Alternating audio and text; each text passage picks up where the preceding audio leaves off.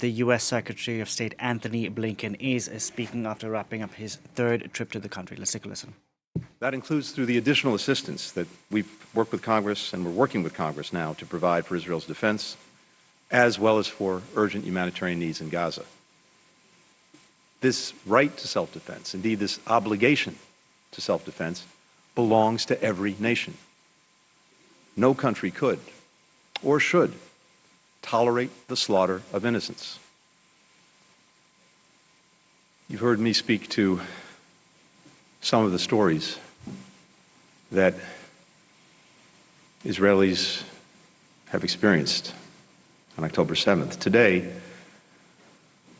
we saw additional images, additional footage collected by the Israeli government from video cameras, some the terrorist zone, others in communities that were attacked. It remains almost beyond the human capacity to process, to digest. I saw, for example, a family on a kibbutz, a father, two young boys, maybe 10, 11 years old, grabbing them, pulling them out of their living room, going through their very small backyard and into a shelter, followed seconds later by a terrorist who throws a grenade into that small shelter. And then as the father comes staggering out, shoots him down. And then the boys come out. And they run into their house. And the camera in the house is filming everything. And they're crying. "Where's Daddy?" One says. The other says, "They killed Daddy. Where's my mommy?" And then the terrorist comes in and casually opens the refrigerator and starts to eat from it. That's what we're dealing with. And it is striking and in some ways shocking that the brutality of the slaughter has receded so quickly in the memories of so many. But not in Israel, and not in America. 35 Americans were murdered that day as well, and more than 200 foreign nationals from 35 countries. I've returned to the region to engage in intense diplomacy with our partners to try to help ensure that an attack like October 7th never happens again. And in doing so, that we forge a different future, a very different future for Israelis and Palestinians alike. That out of this tragedy emerges a better tomorrow for both peoples and for the region. There are a number of important steps that we can, indeed we must take now to help make that possible. First, we need to continue to prevent escalation of this conflict, its spread to other areas and other theaters. The United States has, and we will, continue to respond to attacks by Iran's proxies to defend our personnel in the region, personnel who are here in Iraq and in Syria to help prevent the resurgence of ISIS. We will do what is necessary to deter and, as I said, respond to any attacks. Partners throughout the Middle East and beyond have a critical role to play in averting escalation, and that will be a major focus of my conversations throughout this trip. Second, we need to do more to protect Palestinian civilians. We've been clear that as Israel conducts its campaign to defeat Hamas, how it does so matters. It matters because it's the right and lawful thing to do. It matters because failure to do so plays into the hands of Hamas and other terror groups. There will be no partners for peace if they're consumed by humanitarian catastrophe and alienated by any perceived indifference to their plight. This is what binds us as human beings. I've seen images, too, of Palestinian children, young boys and girls, pulled from the wreckage of buildings. When I see that, when I look into their eyes through the TV screen, I see my own children. How can we not? Hamas doesn't care 1 second or 1 iota for the welfare, for the well-being of the Palestinian people. It cynically and monstrously uses them as human shields, putting its commanders and command posts, its weapons and ammunition, within or beneath residential buildings, schools, mosques, hospitals. But civilians should not suffer the consequences for its inhumanity and its brutality. We've provided Israel advice that only the best of friends can offer on how to minimize civilian deaths while still achieving its objectives of finding and finishing Hamas terrorists and their infrastructure of violence. Today, I spoke with Prime Minister Netanyahu and other senior officials about concrete steps to do that. President Biden has consistently stressed the need for Israel to operate according to international humanitarian law. I also emphasized that the protection of civilians must take place not just in Gaza, but also in the West Bank, where incitement and extremist violence against Palestinians must be stopped and perpetrators held accountable. Third, we need to substantially and immediately increase the sustained flow of humanitarian assistance into Gaza and getting American citizens and other foreign nationals out of Gaza. Since we reached agreement with Israel, Egypt, and the United Nations 2 weeks ago on mechanisms to enable humanitarian aid to begin reaching civilians in need, we have scaled up deliveries. We've gone from 0 to now over 100 trucks going into Gaza through the Rafah crossing every day. But this is still not enough. I spoke to Israeli leaders about tangible steps that can be taken to increase the sustained delivery of food, water, medicine, fuel, and other essential needs, while putting in place measures to prevent diversion by Hamas and other terrorist groups. We've identified mechanisms to enable fuel to reach hospitals and other needs in the south. Israel has raised appropriate concerns that we share, about Hamas's hoarding and siphoning of fuel in northern Gaza. Again, its cynicism knows no bounds, denying fuel itself that it has to hospitals and other places that desperately need it. In meetings with regional partners, I'll continue conversations about getting assistance to flow, including with help from the United Nations. Over the last several days, U.S. citizens, foreign nationals, and critically wounded Palestinian civilians have begun to transit out of Gaza. We expect more to leave over the coming days. Even as these people are able to exit Gaza, we remain relentlessly focused on securing the release of hostages, including American citizens. We discussed these ongoing efforts today. Our Deputy Special Representative for Hostage Affairs, Steve Gillen, who came with me on my first visit a couple of weeks ago, has remained here on the ground to help bring our people home and also to work with their families. We believe that each of these efforts would be facilitated by humanitarian pauses, by arrangements on the ground that increase security for civilians and permit the more effective and sustained delivery of humanitarian assistance. That was an important area of discussion today with Israeli leaders. How, when, and where these can be implemented, what work needs to happen, and what understandings must be reached. Now, we recognize this would take time to prepare and coordinate as well with international partners.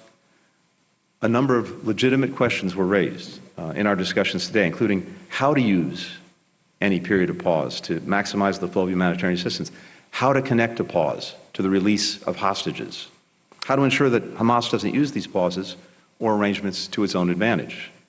These are issues that we need to tackle urgently, and we believe they can be solved. We've agreed to have our teams continue to discuss practical solutions. I've instructed our Special Envoy for Middle East Humanitarian Issues, David Satterfield, who's been doing remarkable work here over the last couple of weeks, to continue these discussions. Ultimately, we believe this can be a critical mechanism for protecting civilians while enabling Israel to achieve its objectives of defeating Hamas. Finally, and importantly, even as we work toward progress on each of these urgent needs, we're focused on setting the conditions for a durable and sustainable peace and security. The United States continues to believe that the best viable path, indeed the only path, is through a two-state solution. That's the only guarantor of a secure, Jewish and democratic Israel, the only guarantor of Palestinians realizing their legitimate right to live in a state of their own, enjoying equal measures of security, freedom, opportunity, and dignity. The only way to end a cycle of violence once and for all. And it's precisely now, in the darkest moments, that we have to fight hardest to preserve a path of stability, of security, of opportunity, of integration, of prosperity, and of peace. Not tomorrow, not after the war, but today. Thank you. First question goes to Leon Bruneau with AFP.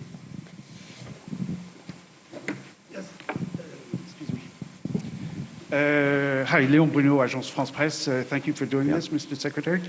You mentioned it in your opening speech, of course, and yesterday also you said that it was urgent or concrete measures needed to be taken to ease the fate of Palestinians, civilians. What assurances did the Prime Minister Benjamin Netanyahu give you this morning in your talks? And also on the issue of humanitarian pauses that you say you have discussed, and I understand that you said you don't know where, how, and when, but could you give us a little bit more details on what you mean by that exactly? I mean, is it a stop bombings or what have you? Could you give us some details on that? And then last question very quickly.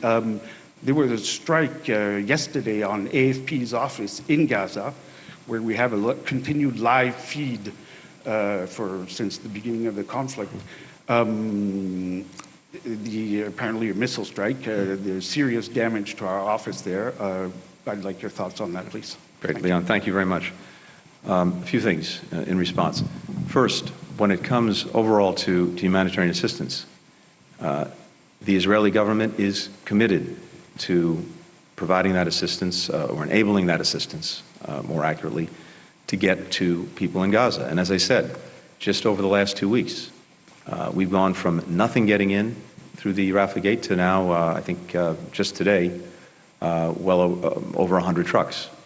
And as I said, that's significant progress in the space of a couple of weeks, but it's also insufficient. And there's a recognition not only by us of that fact, but also by the Israeli government, as well as our Egyptian partners, as well as the United Nations. So we are looking at very concrete, practical ways to widen the aperture, to significantly increase the assistance that's getting in, the food, the medicine, the water, fuel, other critical needs for people who, through no fault of their own, are in desperate need. And we had a good conversation about that today. Again, Ambassador Satterfield, who's here, is working on this every single day. But I'm confident, based on the conversations we had, that you'll see a further increase in the assistance that's getting in to people who need it. With regard to humanitarian pauses, again, we see this as a way of further facilitating the ability to get assistance in, to make sure that the resources are in place as well, to absorb the assistance coming in, to make sure that it gets to the people who need it. We see it as a way also, and very importantly, of creating a better environment in which hostages can be released. And this is a very important piece. So, as I mentioned already, and I won't repeat it, there are a number of very important practical questions that go along with this that we've agreed to discuss and work on. We've agreed that our teams will continue to talk about this in the days ahead. And from our perspective, this can be a critical way to advance many of the interests that I discussed earlier. I haven't seen the details about the strike, Leon, that you alluded to that hit the AFP office in Gaza. And let me just say and say again that as we stand strongly for Israel's right and obligation to defend itself, we also believe that it's vitally important how Israel does this, including with the highest regard for the protection of civilians. And that, of course, includes journalists who are doing extraordinary work under the most dangerous conditions to tell this story to the world, something that we deeply admire, deeply respect, and we want to make sure that they're protected. The next question goes to Corinne Betzalel with Channel 12. Thank you. Thank you, Secretary Blinken, for being here. Two issues. Hassan Nasrallah, the Secretary General of Hezbollah, is talking right now. If following his speech or his remark, another front will open in the north, will the U.S. actually use its firepower in the region not only to deter but also to destroy, target in Lebanon or if needed in Iran? And on the hostages, the Biden administration is asking Israel for a temporary pause, and we understand it is not a ceasefire. But do you have any guarantees, any assurances that this temporary pause will lead to hostage release? And I know you have heard the family of the hostages today outside the Kiryat base. And if may I, can you assure us that the United States will not hold Israel back before the main objective of this war will fulfill, which is eliminating Hamas? Thank you. Thank you. Let me take the second question first. There are no guarantees about anything. As a general proposition, and maybe even more specifically in the context of the fight against Hamas. But we are absolutely focused on getting hostages back and getting them back to their families in safety. And we believe that, among other things, a humanitarian pause could help that effort, could facilitate it. It's one of the reasons why we're focused on it. But regardless, our determination to get people back is manifested every single day in our efforts to do just that. And as I said, and said repeatedly, and as President Biden has said and said repeatedly, we stand strongly with and behind Israel in its right and obligation to defend itself, defend its people, and take the steps necessary to try to ensure that this never happens again. Nothing has changed, and that won't change. With regard to Lebanon, with regard to Hezbollah, with regard to Iran, we have been very clear from the outset that we're determined that there not be a second or third front opened in this conflict. President Biden said on day one to anyone thinking of opening a second front, taking advantage of the situation, don't. And we backed up those words, not only with work that we've done with many partners in the region to reinforce that message, but with practical deeds, including the deployment of 2 aircraft carriers battle groups to the region, including with action that we've taken, for example, against missiles coming from Yemen in the direction of Israel, shooting them down, including as well with strikes that we took in response to multiple attacks on our personnel in Iraq and Syria who were there, as I said earlier, to try to prevent a resurgence in the region of ISIL, of Daesh. We remain absolutely determined in that effort, and I'm not going to get into hypothetical situations, but all I can say is we're committed to deterring aggression from any part, and we'll take steps necessary to deal with it. For the next question, Vivian Salama with the Wall Street Journal.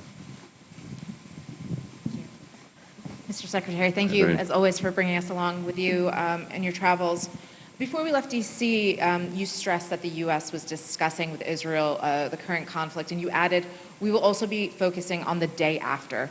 Can you talk a little bit about what that looks like? In particular, what is being done to ensure that whatever does come after doesn't spin into potentially short or long-term occupation?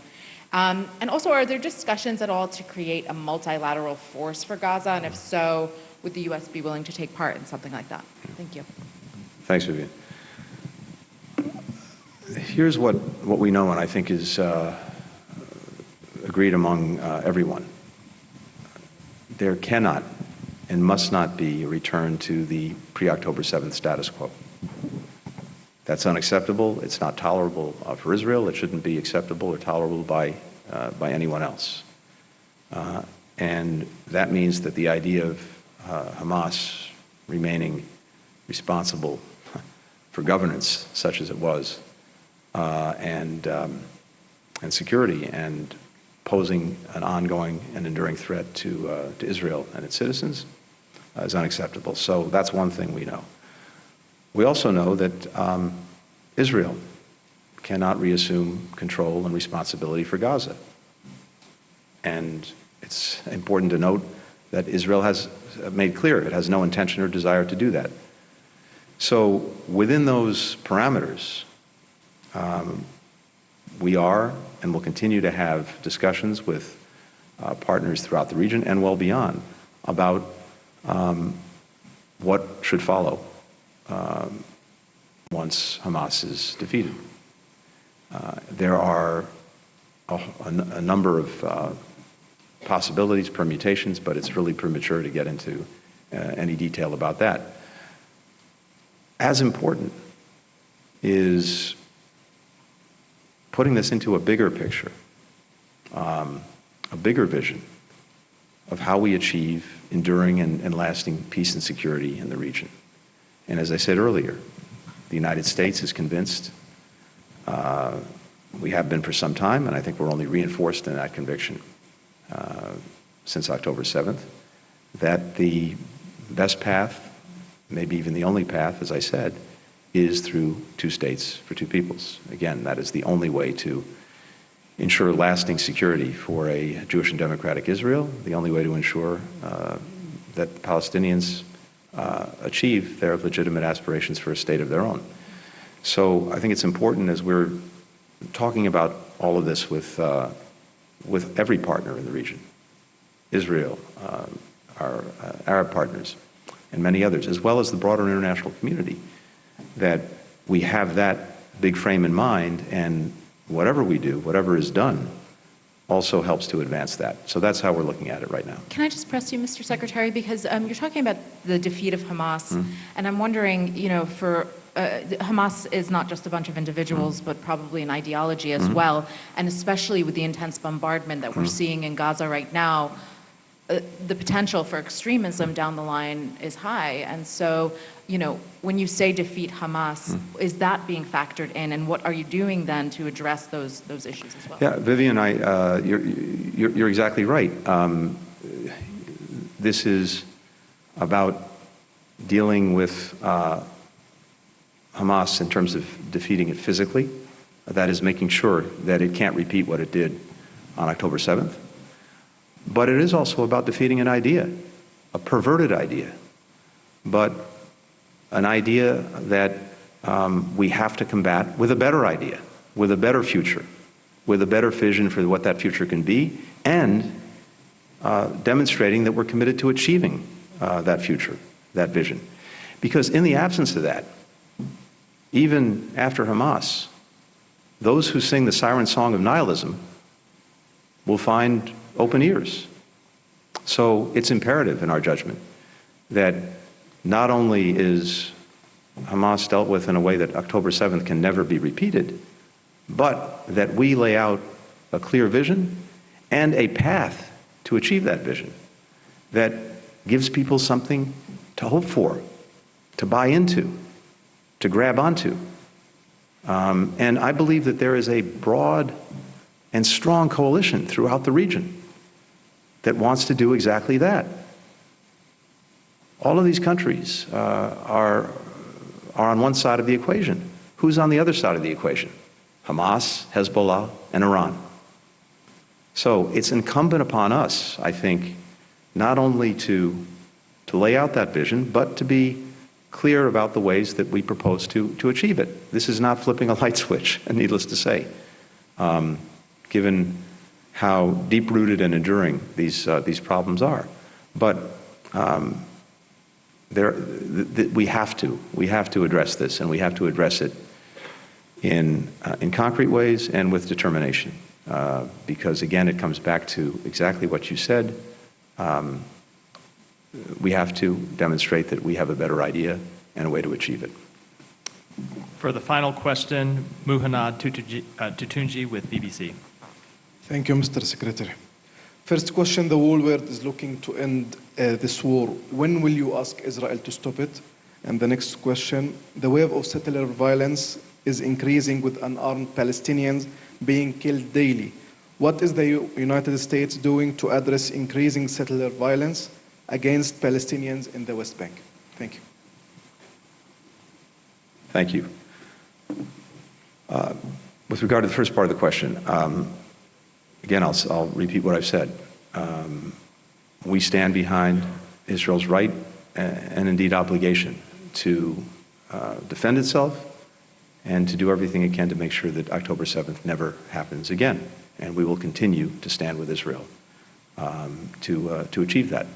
And as I've also said repeatedly, the way that Israel does so matters, and we've discussed today, as well as in many preceding days, the imperative of doing everything possible to protect civilians, the imperative of doing everything possible to get assistance to those who need it.